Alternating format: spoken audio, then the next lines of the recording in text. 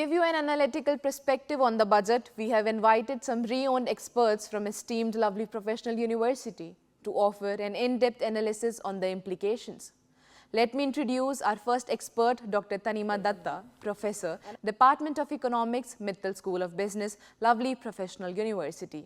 We also have with us in our studio Dr. Sunil Kumar, Head of Department, School of Law, Lovely Professional University. Sir and ma'am, welcome. So let's start with you, ma'am. Ma'am, so my first question to you is, the income tax bill of 2025 is being talked a lot about. So what do you think is its impact on the citizens of India and the people working in corporate sector? Okay, let's, because that's a breaking question that you are asking. Of course, budget for the common man is, it's about a few things. It's about the prices, it's about the income tax slabs.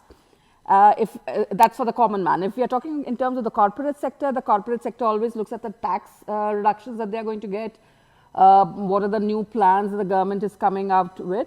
So in terms of, if I talk about just the income tax thing, of course the slab has been increased. I don't think so anybody would have thought, even if I talk about the satta market, the speculation market, that also never thought that it will go up to 12 lakhs. So that's a good thing. But again, how much inflation plays a spoil sport, that we have to see in the year. Though right now the inflation is well within the limits that has been prescribed by the law.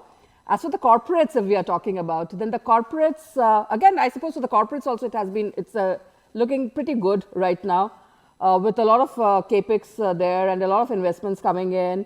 The government for the MSME sectors, the PLI has been also introduced to the MSME sectors.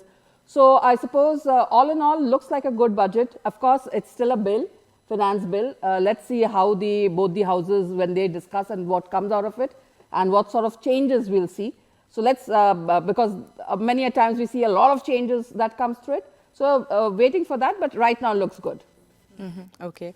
So moving on to you, sir. So my first question to you would be, one of the key feature of this budget, in especially reform tax, how do you think that these changes the legal perspective?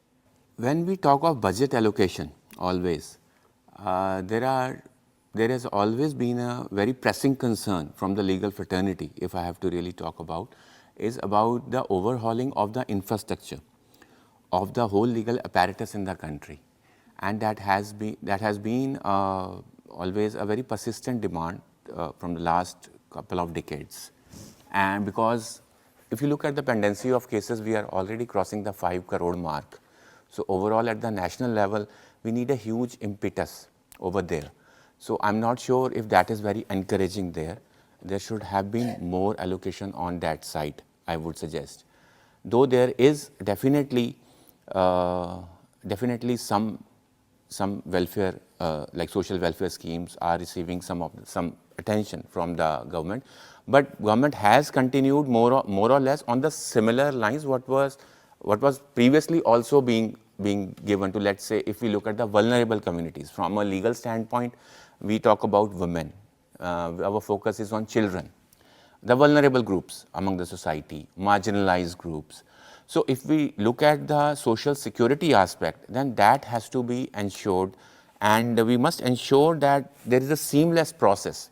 It is not just about the allocation of the welfare scheme, but we must remove the middleman. We must remove that there is a DBT, that direct cash benefit transfer, that should be promoted more. So that is a concern which I feel. These are some preliminary concerns. The intention is good, no doubt about it, because I believe the government has realized this very clearly, that there is when you talk about, we see a lot of push for recruitment of women in many of the sectors where they were previously not represented. So there is generation of employment there, more sort of posts are being created. The reservation already that has seen the bill has already seen that passage. You have ample representation in the parliament, within the parliament itself. So there are voices coming out which we are also talking about, speaking up for women reforms. So it really boils down to the level, let's say, the sensitivity of these particular communities can only be best represented when actually leaders from these communities, I am talking about marginalized communities, scheduled castes, tribes, women, they sit in the parliament and they suggest reforms. So that will take time to happen.